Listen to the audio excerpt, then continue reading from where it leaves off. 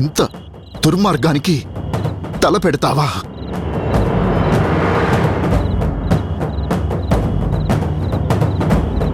చెప్పక్క, ఆస్తి కోసం చేశావా? అధికారాల కోసం చేశావా? ఎందుకు నాన్నని నిర్దాక్షిణ్యంగా చంపాల్సొచ్చింది? ఎందుకు ప్రాణాలు తీసేంత కక్ష పెంచుకున్నావు? ఆవిడ కక్ష మామయ్య ప్రాణాలు తీయడంలో మాత్రమే కాదు, మన కాపురం కూల్చడంలో కూడా చూపించింది. ఆవిడ్ని నువ్వు గుడ్డిగా నమ్మావు. ఆవిడ నీ నమ్మకాన్ని వమ్ము చేసింది. సొమ్ము కోసం నీచానికి దిగబడ్డ నీచురాలు. రే, వదిన మీద నిందలేసి నీ చేతే మెడపట్టి గెంటించిందిరా. డబ్బు మీద ఆశంటూ ఒక దుర్మార్గపు ఆరోపణ వదిన మీద వేసిందిరా. స్వార్థపరురాలనే ముద్ర వేసింది. ఆ రోజు వదిన అడిగింది కొడుకునే కాని ₹1,00,00,000 కాదు. తనతో నిన్ను కలవకుండా, నీతో తనని కలవనివ్వకుండా మధ్యవర్తిత్వం నడిపి మధ్యలో డబ్బు నొక్కేసిందిరా. నువ్వు గుడ్డిగా నమ్మటమే కాని గుణగణాల గురించి అంచనా వెయ్యవు. ఎప్పుడైనా ₹1,00,00,000 ఎవరి ఖాతాలోకి వెళ్ళాయో ఆలోచించావా? నువ్వు నమ్మావు, ఆవిడ నట్టేటా ముంచింది. ఏంటక్కా ఇదంతా? అప్పుడు కాపురం కూల్చావు, ఇప్పుడు కన్న తండ్రి ప్రాణాలు తీశావు. అమ్మగా భావించాను, హంతకురాలిగా చూడాల్సొచ్చింది. ఇంత మనసు లేని మనిషివా? మమకారం లేని దుర్మార్గురాలివా? నీ మాట అబద్ధం, నీ చేత అబద్ధం. ఎందుకు ఎందుకు నన్ను, నా సంతోషాలని నాశనం చెయ్యాలని కంకణం కట్టుకున్నావు? ఆవిడ స్వార్థానికి మన జీవితాల్ని బలి చేసింది గుణ. ఆవిడ దుర్మార్గాన్ని నేను కనిపెట్టానని నన్ను ఇంట్లో నుంచి బయటకు పంపించింది.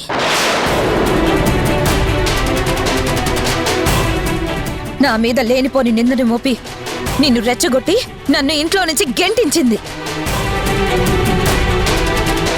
ఇప్పుడు కూడా చక్రితో నాకున్న స్నేహానికి తప్పుడు అపార్థాలల్లి నీ చేత నన్ను చీకొట్టించింది. మేము నీకు దగ్గర అవుతున్నామని కళ్ళల్లో నిప్పులు పోసుకుంది డాడీ. నాకు పని మనిషిగా ఉంటావా అని ఆఫర్ ఇచ్చింది డాడీ. ఈవిడ స్వార్థానికి మన జీవితాల్ని నాశనం చేసింది. అన్నయ్య గారు ఎప్పుడు ఈవిడ గురించి, ఈవిడ రాక్షసత్వం గురించి చెప్పేవారు. నా కడుపున చెడబుట్టిందని వాపోయేవారు.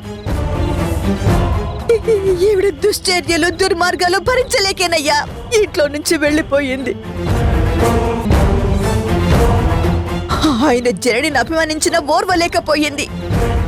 మీరిద్దరూ సంతోషంగా ఉండడం కూడా తనకి నచ్చలేదు. ఇప్పుడు మీ పిల్లల్నే మీ చేత చీకొట్టించింది. వదిన హాస్పిటల్కి వస్తుందని, మళ్ళీ మీరిద్దరూ ఒకటవుతారని నీ వెన్నంటే ఉంటూ నీకు ప్రతి క్షణం అపార్థాలు నూరిపోస్తూ వదిన మీద ద్వేషం పెంచిందిరా. నువ్వు ఈవిడ్ని నమ్మి అందర్నీ దూరం చేసుకున్నావు.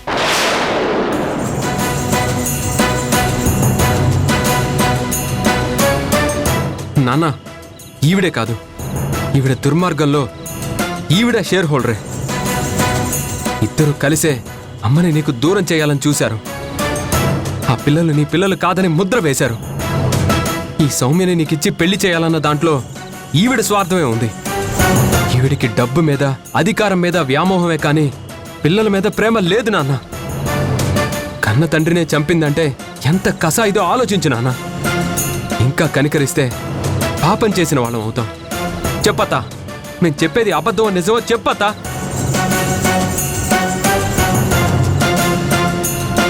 ఎందుకు చేశావు? నాన్నని ఎందుకు చంపాల్సొచ్చింది? చెప్పు. తమ్ముడు, అది చేసిన దుర్మార్గం ఆమె చెప్పినా వినే సహనం నాకు లేదు. మనం వినిపించుకునే ప్రయత్నం చేస్తే ఆమె కథ మారుస్తుంది, నటిస్తుంది, నమ్మిస్తుంది. అక్కగా నువ్వింకా ఆపేక్ష చూపిద్దాం అనుకుంటున్నావా నాన్న? ఛీ! అక్క అని పిలవడానికే అసహ్యం వేస్తుంది. తమ్ముడు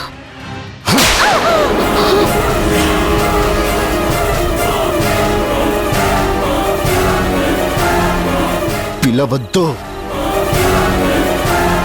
మళ్ళీ నన్ను అలా పిలిచే ప్రయత్నం చెయ్యొద్దు. గొప్పగా నమ్మినందుకు చక్కటి బహుమానమిచ్చావు. నా జీవితాన్ని నాశనం చేస్తావా?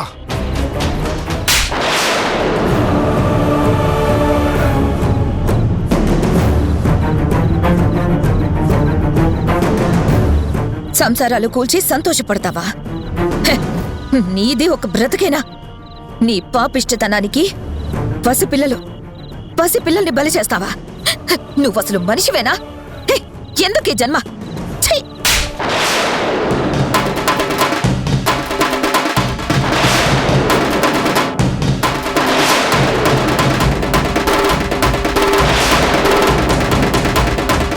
ఏంటి, నన్ను ఇంట్లో పని మనిషిని చేస్తానంటావా? నీకిప్పుడు ఈ ఇంట్లో ఆ స్థానం కూడా ఉంచును. పో అవతలికి.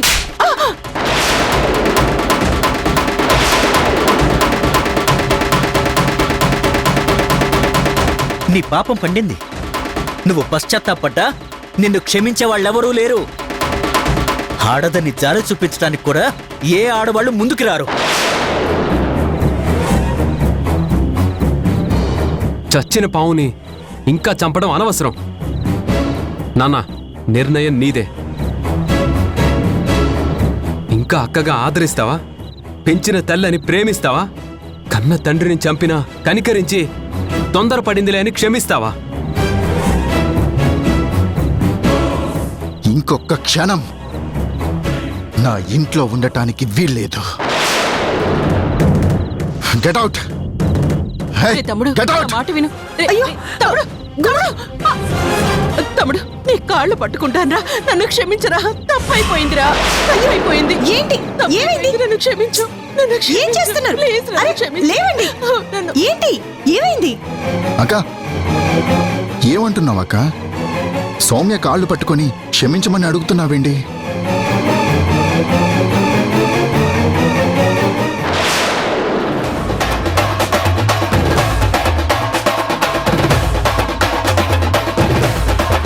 ఓ, సౌమ్య కాళ్ళు పట్టుకున్నానా? నేను పట్టుకుంది నీ కాళ్ళురా. నా కాళ్ళ? అయినా నా కాళ్ళు పట్టుకోవడం ఏంటక్క? కళ కళ, నా మనసు నన్ను తొలి చేస్తుంటే కళ కన్నాన్రా.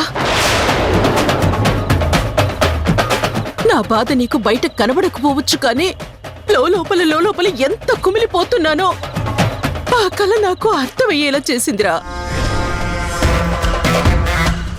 నిన్ను క్షమాపణలు అడక్క మరి ఎవరిని అడగగలనరా?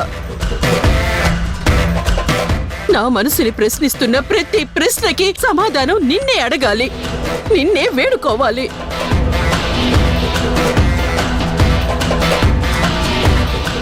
అక్కగా అభిమానించావు, ఆదరించావు, ప్రేమించావు. నీకన్నా పెద్దదానిగా పుట్టినందుకు అమ్మ నీకు దూరం అయిందని నేనే అమ్మనై నిన్ను కన్న కొడుకు కన్నా ఎక్కువగా ప్రేమ పంచి పెంచుకున్నాన్రా. కంటికి రెప్పలా కాపాడుకున్నాను, దగ్గరుండి చదివించుకున్నాను, నిన్ను డాక్టర్ని చేశాను, గొప్పవాడిగా తీర్చిదిద్దాను. అన్ని విధాలా నీకు అండగా తోడుగా నిలిచాను. కానీ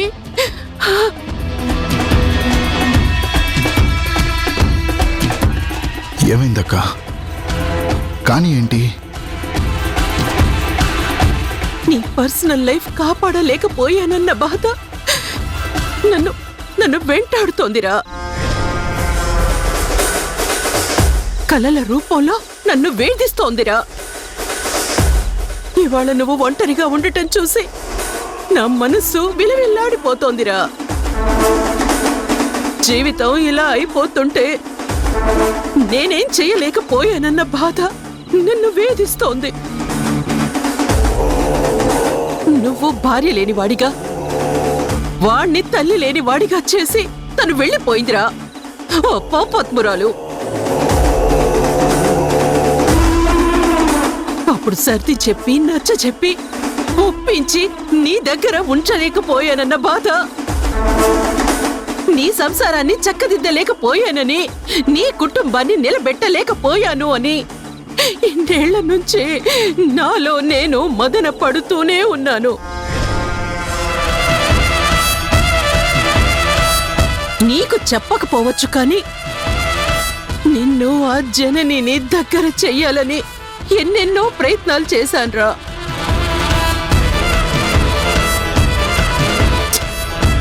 ఆ ప్రయత్నాలు ఫలించలేదు.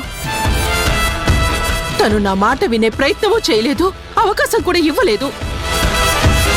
ఎప్పటికైనా మిమ్మల్ని దగ్గర చెయ్యాలని నేను తప్పించిపోయాన్రా. అందుకేరా తను ఇక్కడుందని తెలిసే నేను వైజాగ్ నుంచి హైదరాబాద్ వచ్చాను. నా శ్రమకు ఫలితం దక్కలేదు. నిన్నిలా చూడలేకపోతున్నాను. అదే తలుచుకుంటూ ఆ ఆలోచనలే పలవరిస్తూ పడుకుంటున్నానేమోరా. పీడకలలొస్తున్నాయి. తప్పు చేశాను తమ్ముడు అని నీ కాళ్ళు పట్టుకొని వేడుకోవాలనిపిస్తుంది. ఇప్పుడు కూడా అదే చేశాను. పూర్తిగా స్పృహలోకి రాకుండానే సౌమ్య కాళ్ళు నీ కాళ్ళు అనుకుని వేడుకుంటున్నాన్రా.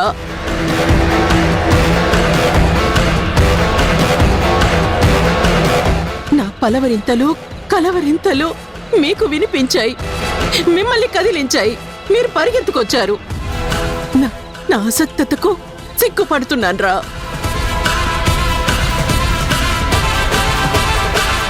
నేరుగా ఇప్పుడు అడుగుతున్నాన్రా. నన్ను క్షమించు తమ్ముడు, నన్ను క్షమించు తమ్ముడు. అక్క రిలాక్స్ రిలాక్స్ అక్క. అబ్బబ్బబ్బబ్బబ్బబ్బా అత్తా, నీ మనసులో ఇంత బాధ ఉందని ఇప్పటి వరకు నేను అర్థం చేసుకోలేకపోయాను. నువ్వు మా అమ్మా నాన్నల్ని కలపాలని శతవిధాల ప్రయత్నం చేస్తున్నావని నిజంగా నేను తెలుసుకోలేకపోయాను.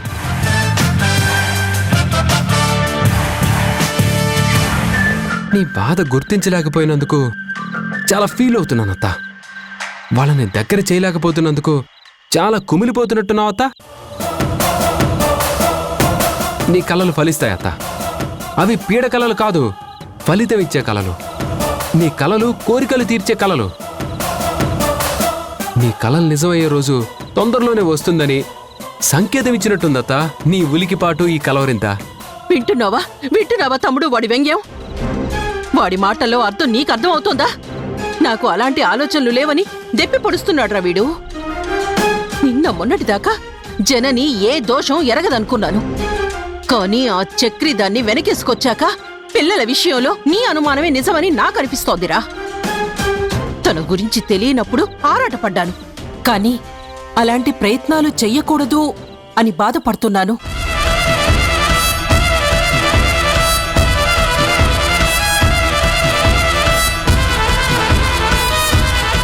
అన్నీ తెలిసి నువ్వు భరించావేమో కానీ నేనైతే భరించలేకపోయేదాన్ని. అక్క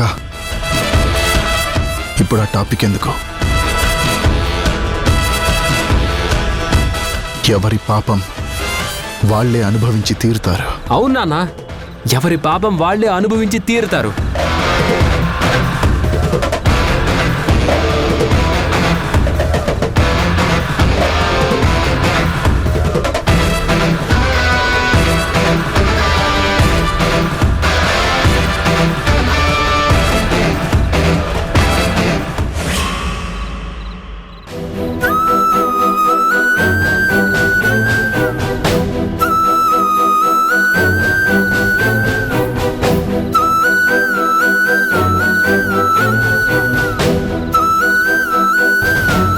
మీ గురించి చాలా గొప్పగా అనుకున్నాం. తండ్రి లేని లోటు తీరుస్తాను, నీకు అండగా ఉంటానని నాకు మాట ఇచ్చినప్పుడు మీ మనసులో ఉన్న దురుద్దేశాన్ని నేను గ్రహించలేకపోయాను. నా కూతురికి సాయం చేస్తావనుకున్నామే కానీ ఇంత సంకుచిత మనస్తత్వం ఉన్నవాడివని అనుకోలేదు. నేను తన నిజాయితీ గురించి గుణతో చెప్పాలని ప్రయత్నం చేస్తూ అలా అన్నానే గాని నాకెలాంటి తప్పుడు ఆలోచన లేదు. కానీ ఒక విధంగా నేను తప్పే చేశాను. అందుకే జనని అంతలా రియాక్ట్ అయ్యింది. నేనిదంతా ఊహించలేకపోయాను. నేను తనకి పరోక్షంగా అన్యాయం చేసిన వాడిని అయ్యాను. ఇక నన్ను జనని క్షమించదు. తనని కలిసి నా బాధ చెప్పుకునే అవకాశము ఇవ్వదు. సారీ చెప్పుకునే ఛాన్స్ కూడా ఇవ్వదు.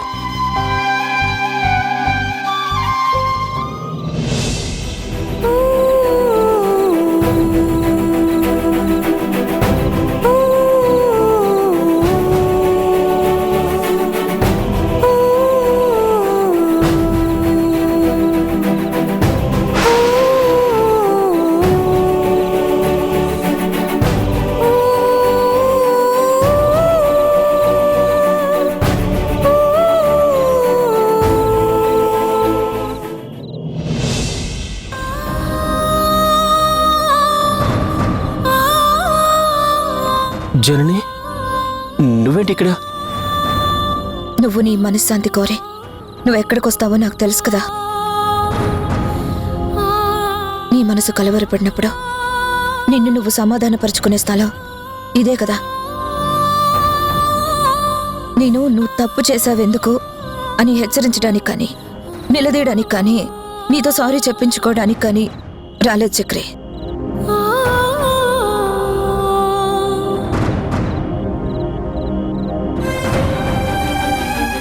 నేను నీతో చాలా హార్ష్గా బిహేవ్ చేశాను.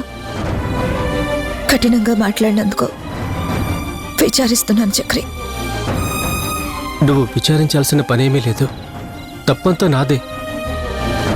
నీ కోపానికి అర్థం ఉంది. నువ్వు మాట్లాడిన మాటల్లో నిజం ఉంది.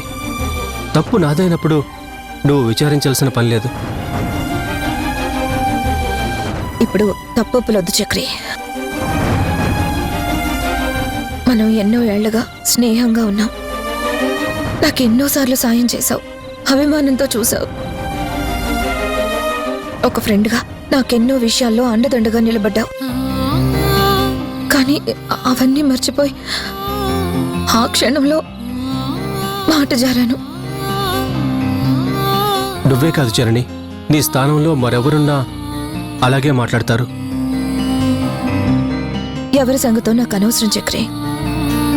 కానీ నేను అలా ప్రవర్తించి ఉండకూడదు. తెలియని కోపం, వశం కాని ఆవేశం నీ మీద విరుచుకుపడేలా చేసింది. చాలాసార్లు నీతో అన్నాను, నీకు గుర్తుంది కదా, నిజమైన స్నేహం మధ్యలో ఎలాంటి స్వార్థ చింతనకి చోటుండదు అని. చనువుగా స్నేహంగా ఉన్న ప్రతి స్త్రీని మగవాళ్ళు తప్పుగానే అనుకుంటారు, ఆలోచిస్తారు, మనసులో మరోలా ఊహిస్తూ ఉంటారు. కానీ నీ మనసులో అలాంటి ఆలోచన ఉందని నేనెప్పుడూ ఊహించలేకపోయాను.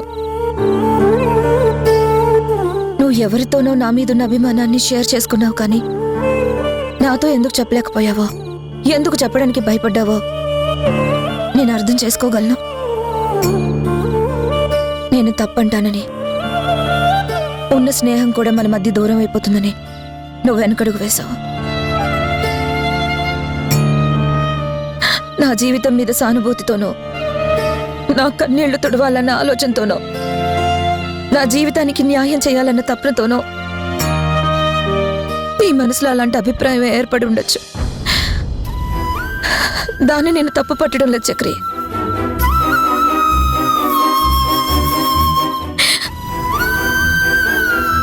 చక్రి, నా మనసులో ఎప్పుడు రెండో పెళ్లి చేసుకోవాలని గాని, ఒక మగతోడు అవసరమని గాని నేనెప్పుడూ ఆలోచించలేదు.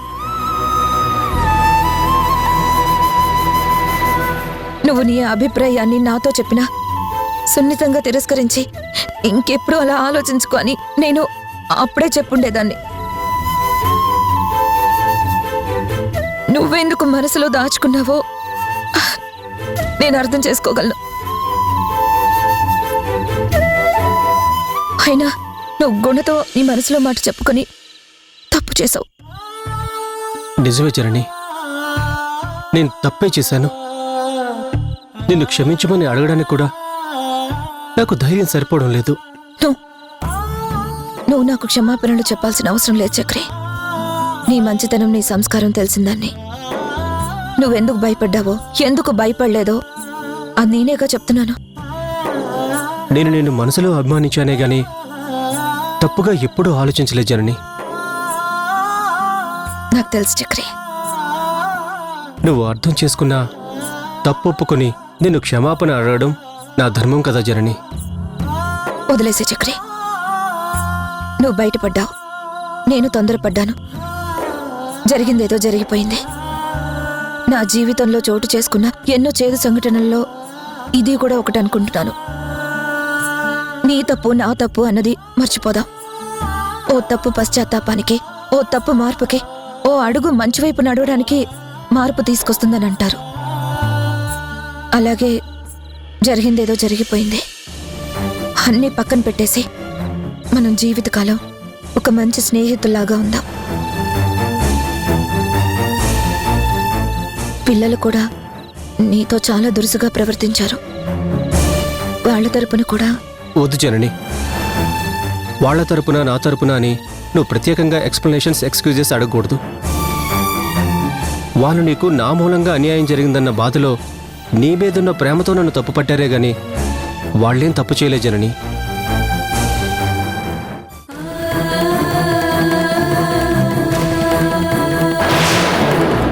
ఏమైంది వదినా? ఎందుకలా ఏడుస్తున్నావు? మధు చిన్న నా మీద కోపంతో నన్ను తనుకొని ఇంట్లో నుంచి వెళ్ళిపోయారు.